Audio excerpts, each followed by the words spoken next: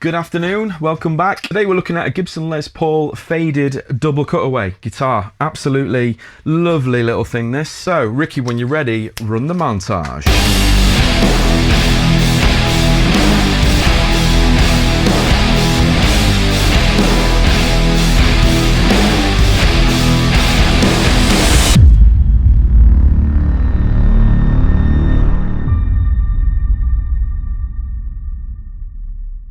So, initial inspection then, just a quick run through what we're going to be doing. So, the truss rod is a little bit on the loose side, had a little bit of a look down the neck. It's got a bit of a bow in it, so we're going to be straightening that up later on. Tuners are in good working order, although one of these has been replaced, what looks like a sort of an old Cluson kind of style. Yeah, it's a Gibson Deluxe piece off a different guitar. He's not particularly bothered about that, so we're going to leave it. It's working fine, so that's all good. The nuts in good working order. We're going to be sanding this back a little bit and lubricating the slots, get any friction out of there. The frets are in good working order. Been up and down it with the fret rocker, so that's all good. The switch is faulty. If you look there, it's just popping itself back. So we're going to look at replacing that with a brand new Switchcraft jack later on. Pots are in good working order, a little bit crackly, so we're going to recondition them and clean them up. On the side here we've got the output jack. There we go. If you can see here, there's some tape just holding this on, and there's no screws in here, so we're going to put some new screws in, fill the holes, tighten all that back up, clean the output jack, replace it if we need to, but it seems to be working okay at the moment. So the wiring is in good condition. I've had a little look in the back there. Screws, we're going to be adding some on. Hardware's in good working order. Strap pins are a little bit on the loose side, and we are going to be using 10 to 46 strings. These setup checklists that I use are available from drguitars.co.uk. My website, there's a bunch of stuff on there about what I do, and there's a clients page. If this is useful for you, you can download a blank version of this so you can work through your own guitars. It's just a really nice handy sheet to work through. So yeah, if you want to download that, you can do for free off my website, drguitars.co.uk. So firstly then, we're going to be talking about what tools I'm going to be using. My nice little Waverley string winder, as always. Some nice strong crescent snips to be cutting those strings. We've got a 7/16 wrench and a 1/2 inch nut drivers. We've got a small PH2 nice electrician's Phillips head screwdriver, this lovely little tightening tool for our switch later on. We've got a 12-inch radius gauge, a 12-inch radius on this, and it is a 24.75, so slightly shorter, so it's nice, got a nice sort of easy playability. This guitar has got a 12-inch radius, so we're going to use a 12-inch radius gauge just to make sure that everything's where it needs to be. As I said earlier, the truss rod needs a bit of a tighten up, so we'll be doing that in a little bit. We've got a little Tune-O-Matic StewMac lifter here, which is a really handy little thing if you are wanting to adjust these wheels, because they're quite hard if they haven't got the flathead screw in the middle. As you can see, these ones has just got a sort of a ball end in there, so this makes it a little bit easier. You can just sort of lift it up and turn the wheels, so that's pretty cool. We've got our Tune-O-Matic tightening tool here, and then I've got 3 or 4 different Switchcraft jack options in here. That's just sort of your SG style. I've got a long Les Paul shaft and a short Les Paul, so we'll see what it is. I suspect it'll probably be the short Les Paul one, but we'll go from there. Okay, so we're going to start at the headstock. Generally, I sort of work systematically through the guitar, so working from the headstock down to the bottom. So first thing we're going to be doing is taking the strings off. We're going to be adjusting the tension a little bit, so I'm just literally just going to cut these where they sit, just like that. Thanks to everybody that sent me nice messages about my wrist, by the way. I mentioned a couple of the last videos that I was in a bit of a motorcycle accident, smashed my wrist up pretty bad. I've not got the support on anymore, so I don't look like a Power Ranger, which is good. But yeah, loads of people dropped me really nice messages, so thank you for that. I'm about 90% back to normal now, and hopefully another couple of weeks we should be back there, so thank you very much. So while we've got the strings off, just going to take this truss rod cover and have a look under the hood. So I think this is a standard Gibson 5/16 size, yeah, which it is. So just when it comes to tightening the truss rod, good practice to loosen it off before you tighten it. Even if you know it's quite a bit out and you know you're gonna have to put quite a bit of tension in there, you're going to run the risk of threading it. If you go in straight to tightening, it's kind of really hard to move around. Best thing to do is just to loosen it off first, which I like to do. And then with these types, a sort of a nut type truss rod, sometimes I just like to pop a little bit of Vaseline on here. So I'm just going to clean out the slot here and then just add a little bit of Vaseline on there just to sort of get things moving nicely where we want them to. Nice sort of cleaning that.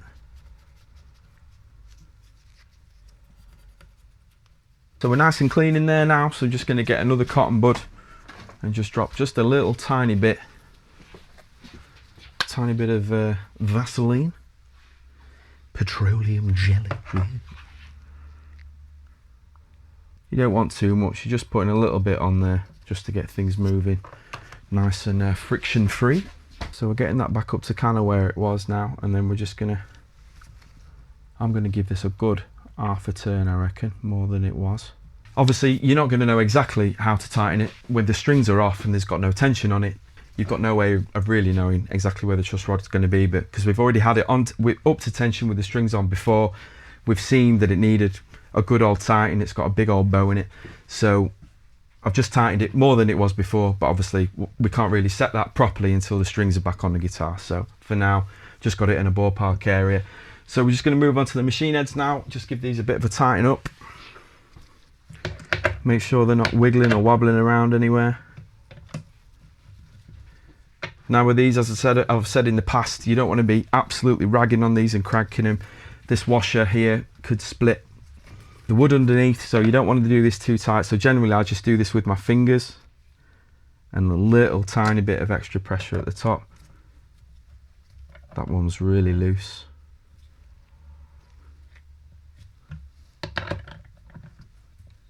Now this one's really loose in the back there.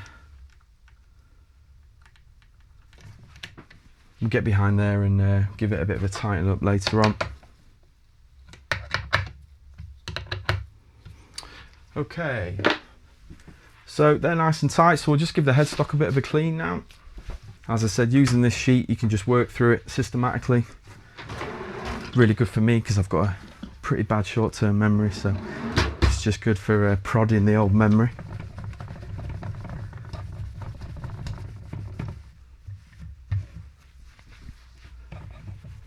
Okay, so next then we're going to be looking at this nut. So you can see here there's a little bit of a crack in this nut material. It's not bone, this is sort of one of the Gibson composite nuts that come on. They're almost sort of like a plaster of Paris or something like that, so they are quite susceptible to chipping. I had a bit of a chat, he wasn't bothered about replacing it.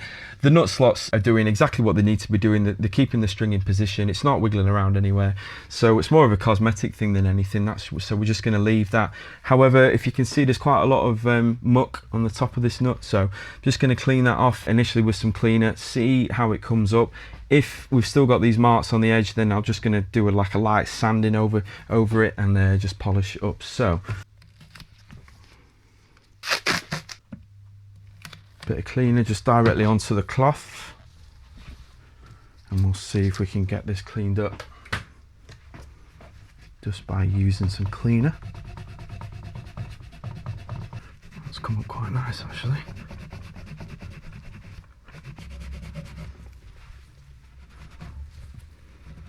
I think we can do a little bit better than that. So what I'm going to do now is just file out the middle of these slots just to kind of get things moving. Make sure we've got no friction in there when the string's moving in and out.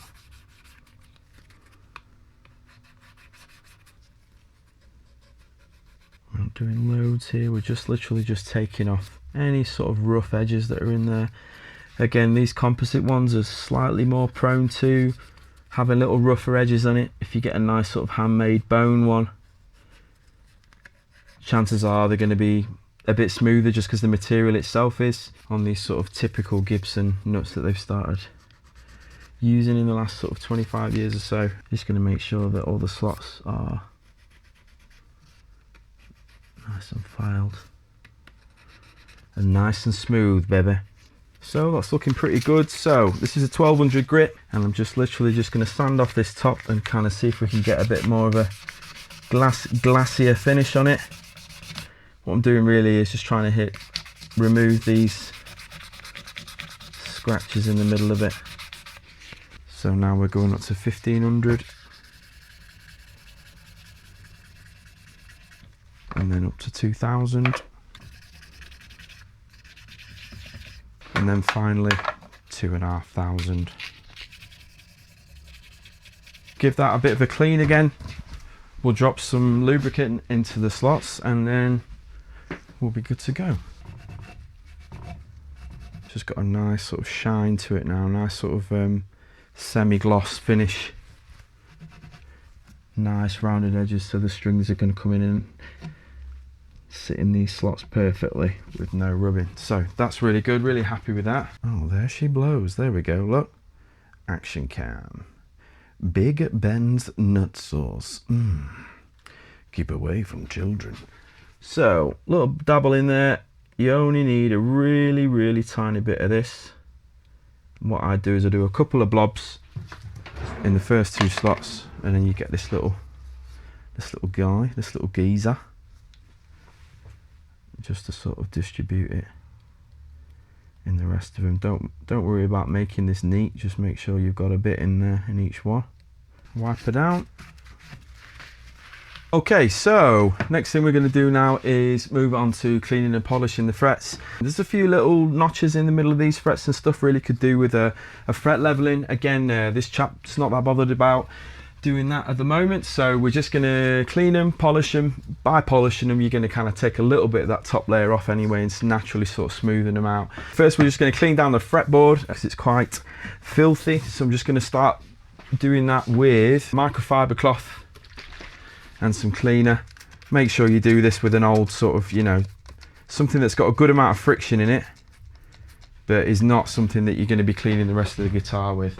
This is sort of your danger zone. There's all your nasty stuff, all your nasty oils and, you know, stuff you collected off your fingers and stuff like that all lives in here. So just get an old sort of, an old microfiber cloth like this.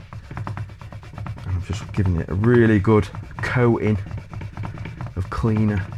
Now, because it is soaked in there, it's quite a lot of dirt. I'm just going to leave that to soak for a couple of minutes, and then we'll just start cleaning up the bottom of this while it's out. Now, I'm probably going to tune everything up to pitch before I do the electronics, so we'll just clean all this down, kind of get it ready for where we need to be. So this is the matte finish, the Nomad cleans and protects for matte and gloss finishes. This is just nice, particularly, as I said, for a matte one. Again, make sure you're using different cloths for this. So I have a cloth for the fretboard, and I have a cleaning cloth for the guitar, and then a polishing cloth for the guitar. So one's just going to get rid of all the crap on it, and the other is going to be your final polish up, but we're not going to be using that until right at the end. So we're really just cleaning everything here that we can still get to before we put the strings on. So we'll get to all this bit later on when we're doing the electronics, but we'll just get this done on the hardware side of things for now.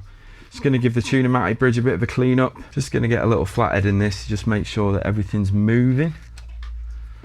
Nothing worse than putting these on and then figuring out nothing's moving anywhere.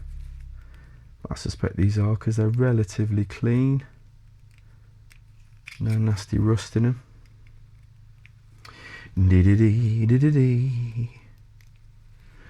And while we're here, if you remember earlier I said about doing the pre-setup intonation.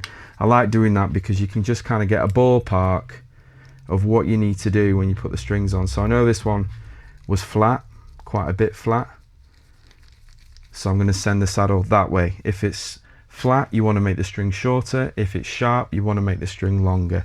What I mean by that is the distance between the nut and the distance between the end of the string on the end of the saddle there. So if it's flat when you're tuning it on the 12th fret, you want to take it that way. If it's sharp on the 12th fret, you want to go that way. And that's it, that's all there is to it. Now, what I've noticed about this straight away is the Tune-O-Matic bridge, typically from Gibson, will come with it this way round.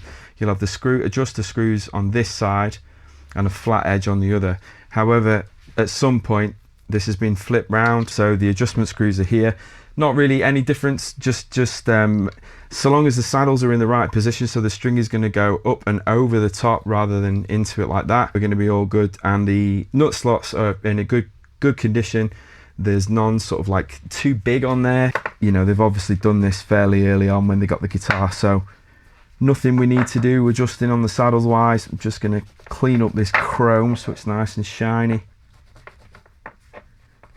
This is the first time I've been able to use my left hand properly, and it's bloody glorious. Oh, stop going on about your motorcycle accident. Oh. Beautiful. Okay, so that's soaked nice enough so we can get a real good clean in this now. Put a little extra cloth under there.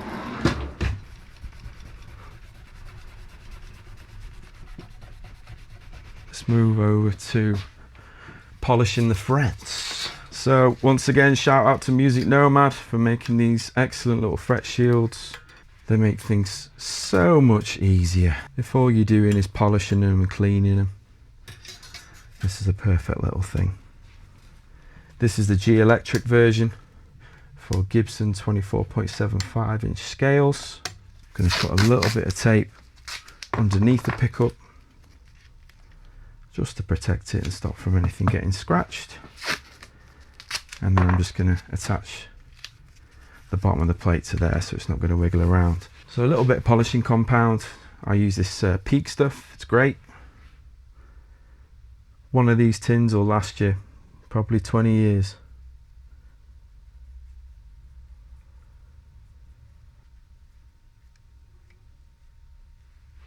Alrighty, and off we go.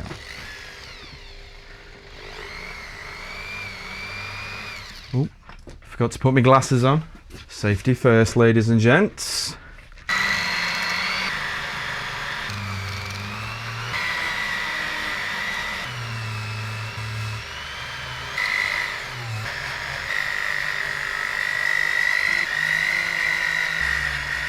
Just clean off any residue compound off the edge of the frets and off my plate as well, keep it nice and clean. If you look after your tools, they'll look after you, you know what I mean? I sound more and more like a dad every day. Music Nomad fret shield, beautiful. So a little bit of lemon oil.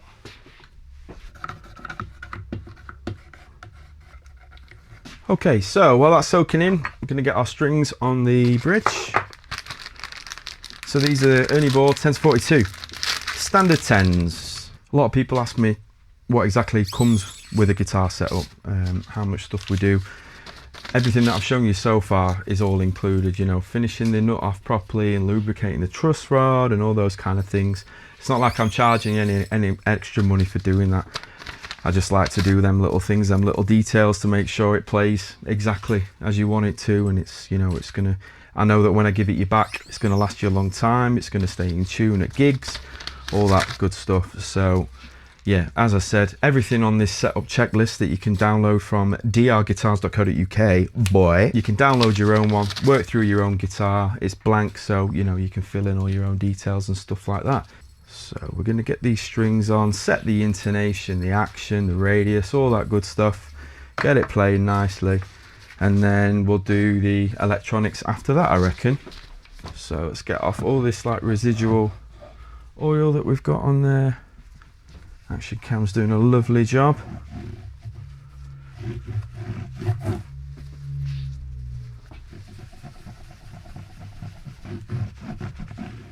So do that with a cloth, and then I'll just finally go over it with a nice clean bit of towel just to absorb any last bits.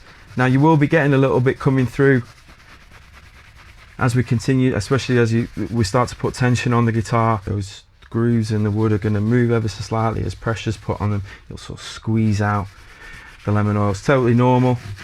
Just be aware of it, and just keep going back and cleaning them every now and again. Good on them nun slots. Nun slots? A nun slot. That doesn't sound very nice, does it?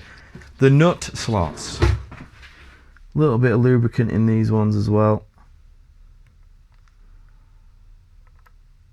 I'll just fill 3 of them up.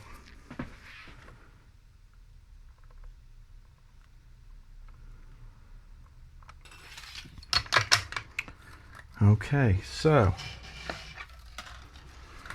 first string, so it's going to be a standard tune in this guitar, EADGBE. So first string then going to be E. So as I do on all my videos, I do an over and under technique There's loads of ways to do it. I'm not saying this is the best one, it's just the one that works for me. You're going to pull all the tension of the string through all the way to the nut slot and then pull it back a fret. And that's it.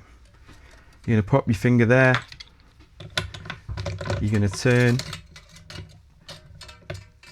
The string's going to go over the top, under the bottom, tune it up to pitch, and just leave it there for now. So next string is going to be A. Pull it through, make sure the string's in the correct slot down there, all the way through, pull it back a fret and pop your finger there. Trying to work out what direction that is. Clockwise? Is that clockwise? No, it's anti-clockwise. Yeah. Anti-clockwise. Right, so over the top, underneath, sandwich that string in the middle, keep it really, really friggin' tight there. Loosen it off to get your glove out. Make sure you push down on the saddle and make sure you push against it that way. So that way you've got a nice straight string going all the way down. You don't want like a little kink sticking out. Nice and straight. Much better chance of keeping it in tune. So we've got an E, we've got an A. Let's move on to D.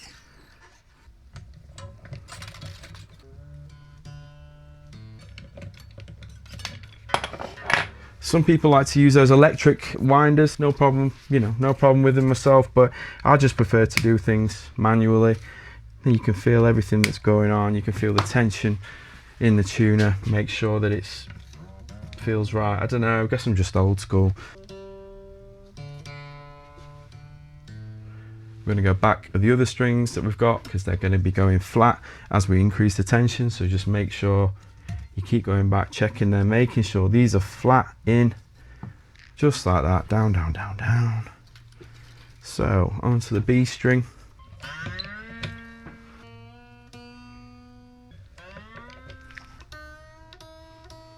So most important thing on a setup, in my opinion, is making sure your neck is straight. If it's not, everything else is going to be out. So if you remember earlier, I adjusted the truss rod and tightened it up, and to be honest, I think it's pretty much perfect. Might need just a little bit more of a tighten. I'll sit and have a play first and we'll go from there. And we're just going to have a little feel, just see where our action is at. So you're just going to visually look at it, and that already looks to me way too high. We're just going to lift him up a little and drop that wheel down.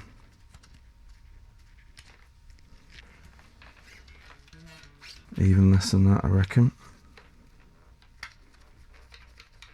Using this Tune-O-Matic lifter, great little tool. When you've made any bridge adjustments, just make sure you tune it back up to pitch.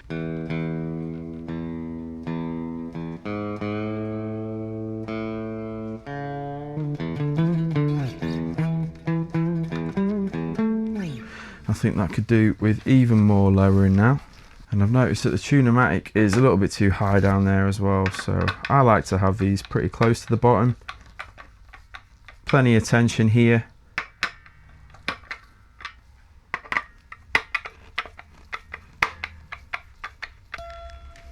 So that feels miles away. Take that all the way to the bottom. Not near enough.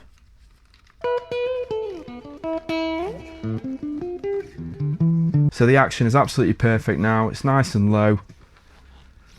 Nothing's fretting out. And I've noticed as well that there's a big difference in the volume of the two pickups. So I'm just going to go ahead and normalise these now, which basically just means that they're the same volume.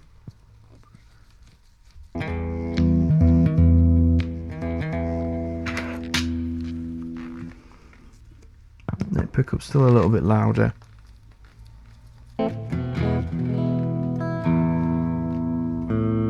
I'm pretty happy with the action there. We're just going to now check the radius. Action cam, action cam. 12 inch radius, so we're just making sure that the strings are following the same radius as the neck.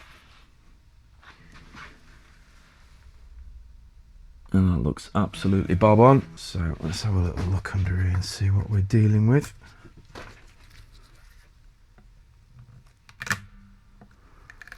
So just going to check the wiring inside. So that all looks pretty good. It's nice and solid. Can obviously clean it out with some switch cleaner and stuff. Okay, so these look like they've been filled by someone. Come out. So there aren't any screws anywhere, so got some replacement ones here. We'll just find the ones that make the most sense. I reckon these ones. And I'm going to put these in just with a little drill driver, just to make sure they go in really solid. I tend to do these in diagonal pairs. You're going to get these in about 95% of the way. And then just finish it off by hand with as big a screwdriver that will fit, basically. Beautiful. Nice and tight in there. Just going to plug this in, make sure this feels okay. It's clicking nicely. Just check that it is working. And give it a good rattle around. Lovely. Nice and clean. So that's lovely and secure in position now. We're just going to tighten it up as well. Make sure it's not going to go anywhere. Lovely and tight. Clean it out with some contact cleaner.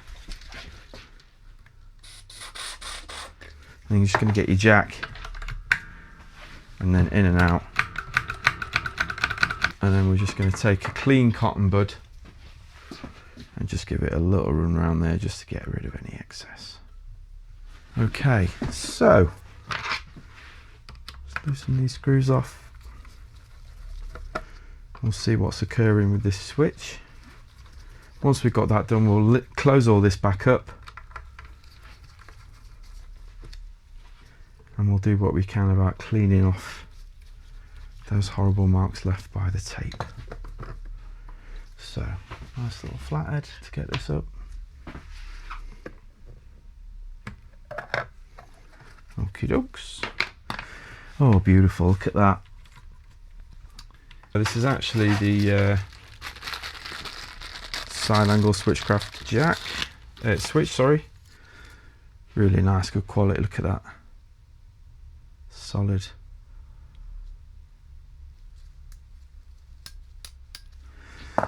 So as I said before, this is just popping back. It's lost the mechanism. Now, in my experience, on the road, say, you know, you're on tour, it starts doing that at a gig, and you've either not got a spare, say you've not got a spare, you know, you can't, there's no guitar shop nearby that stocks one, you can just sort of get into the back of the switch and start trying to bend things back in position. But in my experience, once you start getting problems like that with these switches, you might as well just replace it. For the sake of a 20 quid part on a 1400 quid guitar, 20 quid's note is it, and it's going to be as good as new, and you should get at least another 10-15 years out of it if you look after it. Just making sure you keep it clean and stuff. Now that's all loosened off, just going to have a little look at the wiring. It's always a good idea to take a photo of these before you start desoldering any wires, just to remind you where everything is. To make things a little bit easier when we're inside there, we're just going to bend these out just a touch, just to prevent anything from making connection in there that we don't want to. So this is our ground lug, either side of the pickup, and then the outputs. Just before we start actually attaching this to anything, we're just going to tin up the wires. Make sure you're using good quality 2% solder, and we're just going to cleanly get these tags ready for soldering.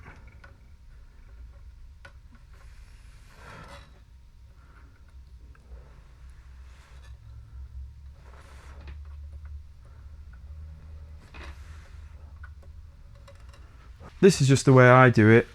I like to sort of keep the old switch where it is and just one wire at a time start transferring the wires over. Our first wire, I reckon, is going to be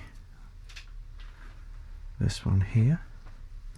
In fact, let's do the one underneath because that's going to be a little bit harder to get to. So we're just going to pull that out. And we know this is going to go on the underside of the new switch, and it's just going to be on the outside. Make sure you're lining up the wire with where it needs to go.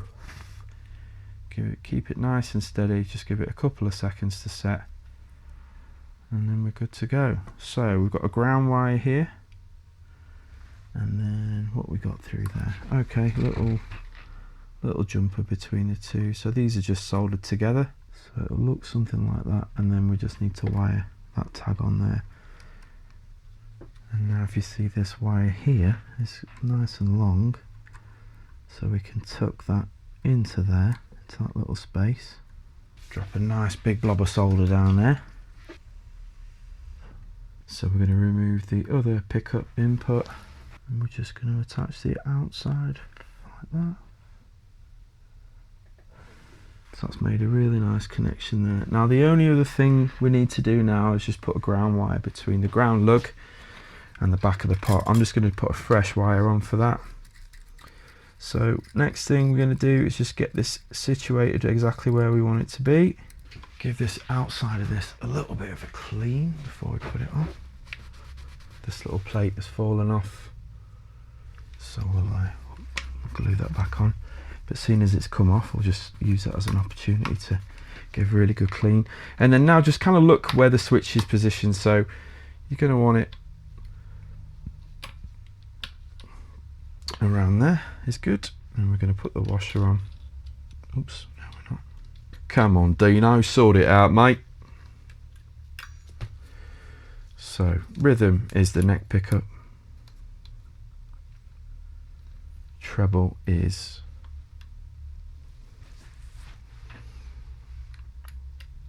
the bridge.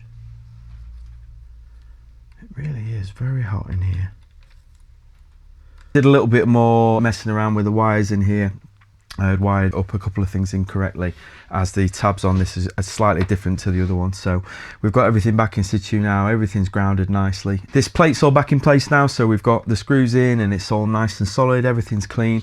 While we've got everything open, we'll just take the opportunity to clean inside the pots. So we've got the two volumes and the two tones. When you're cleaning these, just make sure you get right into there. And you're literally just going to do that with a pot a few times. And that'll just give that contact cleanness plenty of room to move around the inside of the pot and get it really nice.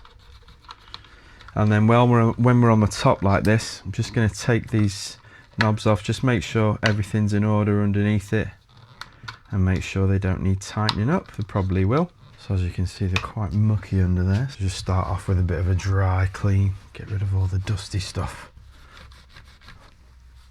And then just give it a light sprinkle with the cleaner. I'm going to come back to these in a bit, this nasty bit of tape that's left over there. Just going to come up with that with some hot water, I think. We're just going to tighten them up while they're here. Just make sure that they're nice and tight. And if you find that these are really loose and they're spinning round, just make sure underneath the pot you're holding it, because otherwise it could spin round and split wires off the end. But this is defo the way to do it. So they're nice and firm and back in there. I'll just clean up these knobs real quick.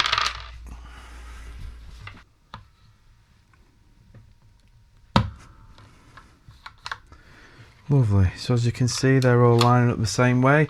We've got this lovely new switch staying in position where we want it to now, which is wicked. I boiled the kettle earlier, not for a cup of tea, but to try and get rid of this nasty stuff. Hot, almost boiling water straight onto that. Just try and soften this up a little bit. Sometimes literally all you need is water. It can be really tempting to get loads of fancy products and stuff like that. Half the time Just need good old H2O, baby. So that's got nice and warm, and hopefully with a bit of elbow grease now on this cloth, that should start to come off quite nicely.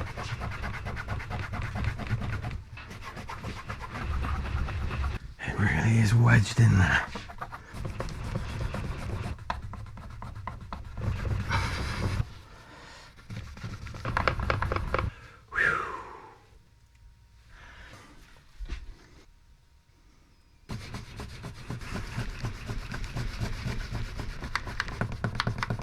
Nice.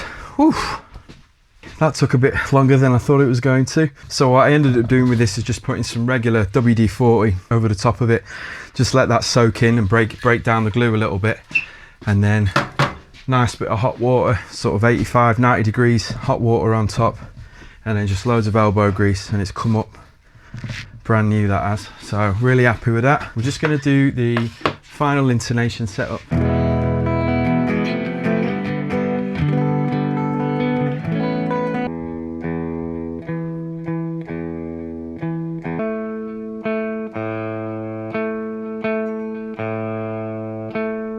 That just sounds a touch on the flat side to me.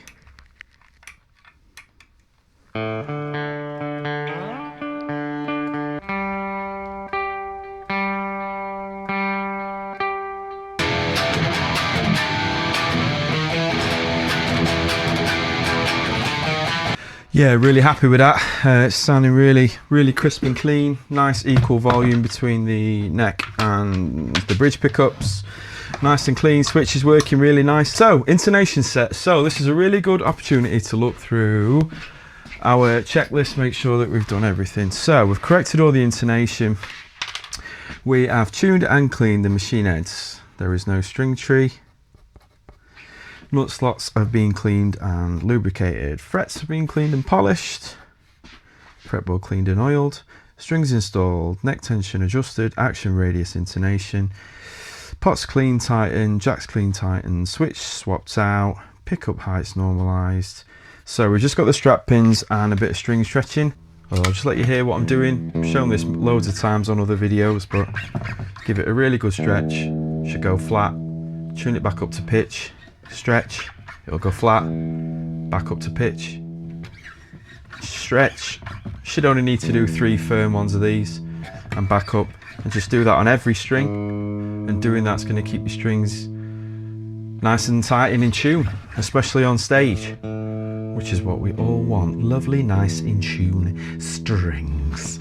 Strap pins, and that's it. So we'll leave it for there today. This has been a 2005 Gibson faded Les Paul double cutaway. Lovely guitar, done lots of bits and pieces to it. If you've enjoyed the video, please like and subscribe. Plenty more videos coming your way. I'm going to be trying to do one of these a week. And if you'd like any more information on what I do and the booking in process and all those kind of things, you can go to my website, which is drguitars.co.uk. Thanks for tuning in today, and watch out for more coming up soon. Cheers.